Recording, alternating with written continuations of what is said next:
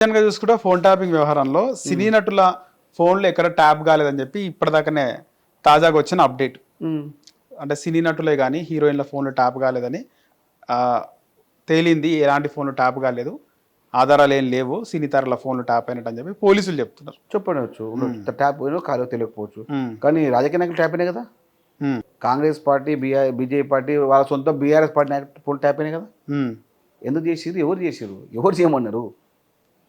BRS party, Congress party నాయకులు phone tapping చేయకపోయి ఉంటే అప్పుడే రేవంత్ రెడ్డి గారు 100 సీట్లు గెలుస్తుండే 18లో. మొన్న 23లో. బీఆర్ఎస్ పార్టీ దుర్మార్గులు, కొంతమంది ఫాల్తుగాన్లు కాంగ్రెస్ పార్టీ నాయకుల ఫోన్ ట్యాపింగ్ చేయకపోయి ఉంటే దాదాపుగా సీఎం గారు కూడా మొన్న 100 సీట్లు అని చెప్పి ఆ 100 సీట్లు మేము అప్పుడే గెలిచేది. ఇప్పుడు కూడా పెద్ద కాదు, రాసుకోండి, 6-8 సీట్లు వస్తాయి బీఆర్ఎస్ పార్టీకి అసెంబ్లీ వచ్చే ఎన్నికల్లో సింగిల్ డిజిట్ అంటారు. ఇది రాసుకోండి, ఇప్పుడే 3 ఏళ్ళ తర్వాత ఈ ఎన్నికలు ఇప్పుడు చెప్తున్నా మీకు నరేష్ గారు, రాసుకోండి. 7వ తారీఖు 7వ నెల 2025 మాట్లాడుతున్నా. అది కూడా 7 వస్తుంది ఈరోజు 25 777 ఈ మాట చెప్తున్నా. ఏడ్చుకుంటారు వాళ్ళు. బీఆర్ఎస్ పార్టీకి వచ్చే సీట్లు 7. కానీ గ్రౌండ్ లెవెల్లో పరిస్థితి ఇంకా అన్ని గ్యారంటీలు హామీలు నెరవేర్తలేవు. అంటే ఉచిత బస్సు తిరుగుతున్నా కూడా మహిళలందరూ 2500 మాకు ఎప్పుడు ఇస్తారని అడుగుతారు. నేను పర్సనల్గా తిరిగినప్పుడు వ్యతిరేకత గ్రౌండ్ లెవెల్లో. నేను చెప్తున్నాను, ఇచ్చిన ప్రతి హామీ నేను నెరవేరుస్తాం. అంటే ఎన్నికల్లోపు నిర్వహిస్తారా ప్రతి ఒక్కటి?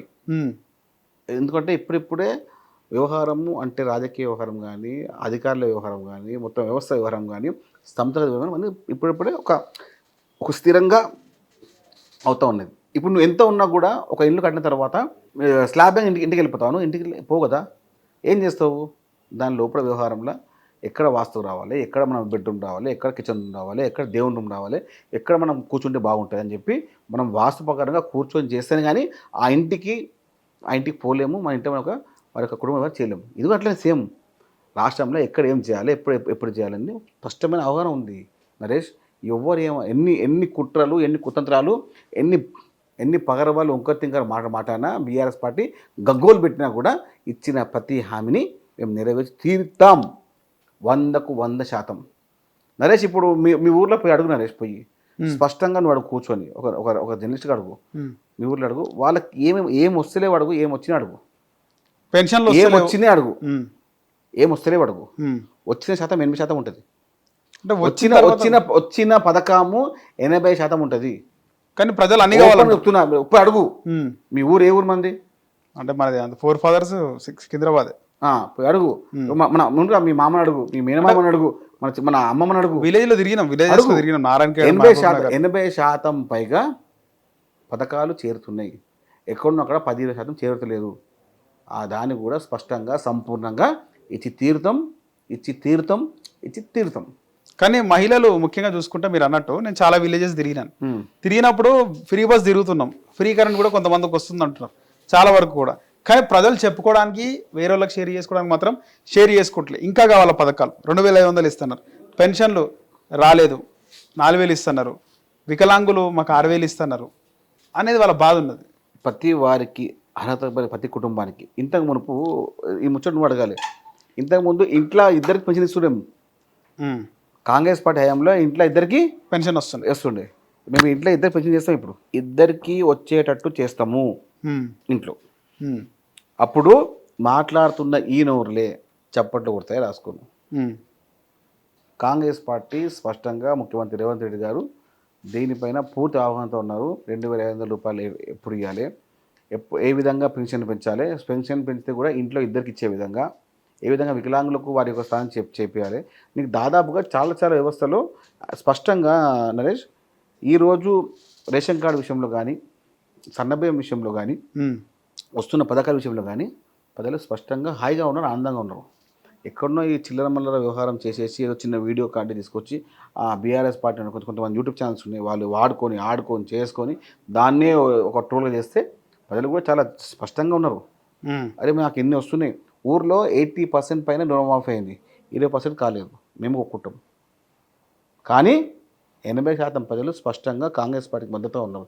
ఇంతకు మునుపు 10% కాకపోయేది, కానీ మా రేంజ్ 80% అయింది. 80%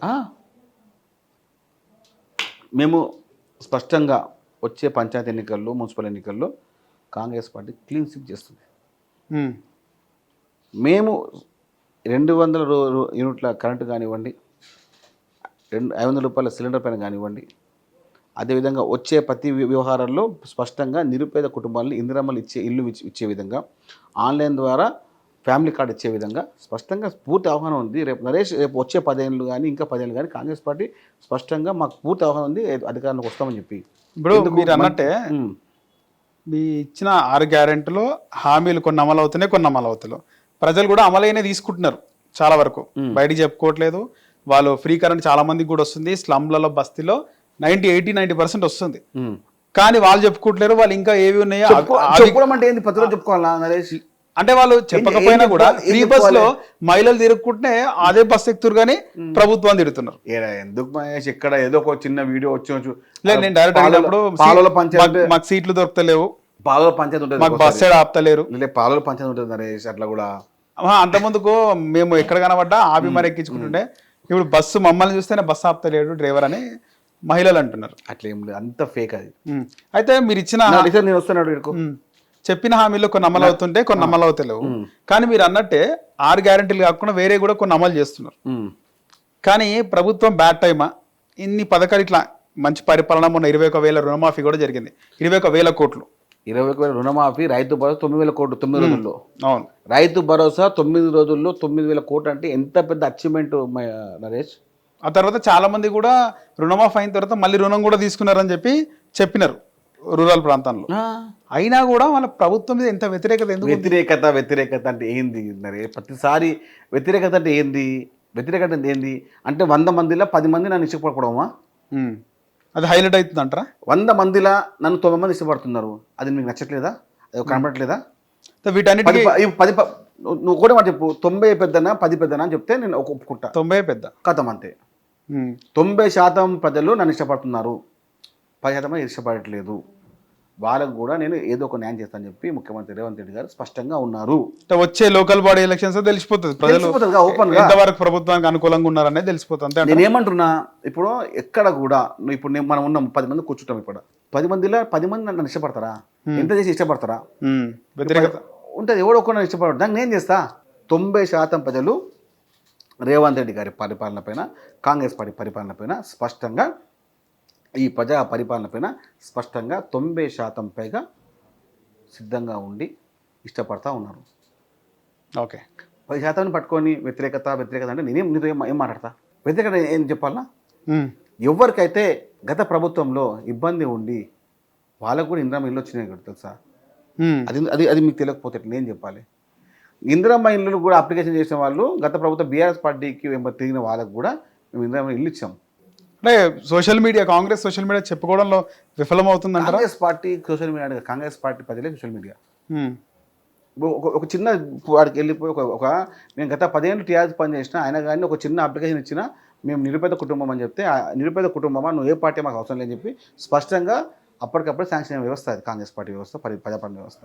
దీనికన్నా ఇంకేం కాదు, ప్రజాపాలన ఇదే కదా నరేష్. 90% పైన తెలంగాణ ప్రజలు ముఖ్యమంత్రి రేవంత్ రెడ్డి గారి ప్రజాపాలన పైన సుఖ సంతాలతో ఆనందంగా ఉన్నారు. కావలిస్తే నువ్వు రా, నువ్వు వేడికెళ్దావు, నేను వస్తా, పోదాం ఒకసారి. ఎప్పుడైనా రా. 90% పై చిలుకు అంటున్నా నేను.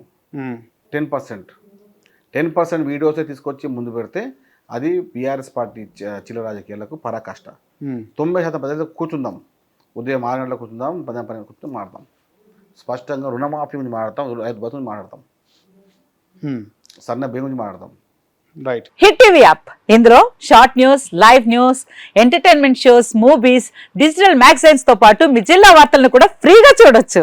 ఇంకెందుకు ఆలస్యం, వెంటనే హిట్ టీవీ యాప్ ని డౌన్లోడ్ చేసుకుని ఫ్రీగా ఎంటర్టైన్మెంట్ పొందండి. Hit TV app. Hit TV app. Please download hit TV app. Hit TV app ని ఫ్రీగా డౌన్లోడ్ చేసుకొని ఎంజాయ్ చేయండి. మీకు నచ్చిన ఎంటర్టైన్మెంట్ కోసం హిట్ టీవీ యాప్ ని ఫ్రీగా డౌన్లోడ్ చేసుకుని ఎంజాయ్ చేయండి. హిట్ టీవీ యాప్ ని డౌన్లోడ్ చేసుకుని ఆస్వాదించండి, ఆశీర్వదించండి. ఇంతమంది సెలబ్రిటీలు హిట్ టీవీ యాప్ ని డౌన్లోడ్ చేసుకోండి అని చెప్తున్నారంటే ఎంత మంచి యాప్ ఆలోచించండి. అమెరికా అమెరికా అమెరికా అమెరికాలో చదవాలనుకునే వాళ్ళకి విశ్వసనీయమైన పేరు మన శౌర్య కన్సల్టెన్సీ. UK లో 1 year masters. UK లో 1 year masters. 2 years work permit up to 5 years visa. Contact Saurya Consultancy. Contact 89851 898.